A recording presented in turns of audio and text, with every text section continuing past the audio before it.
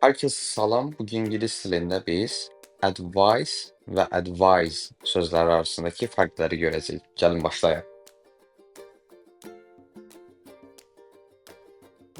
Advice sonu S ilə deyirik. Noun, yəni isimdir.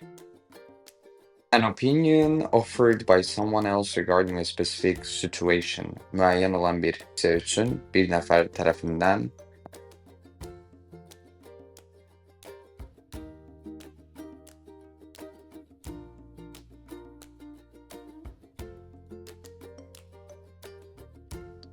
I need some advice on what to buy. Nə alacağımla əlaqəli biraz məsləhətə ehtiyacım var. Can you give me some advice? Mənə biraz məsləhət verə bilərsən? Advise sonu Z ilə deyirik. Bu isə verb, yəni feildir. To give advice to someone or to notify someone about something. Birisinə bir məsləhət vermək və yaxud bir şey barəsində bir bildiriş vermək. I advised her to study for her exam. Mən ona imtahanı üçün oxumağı, çalışmağa məsləhət etdim.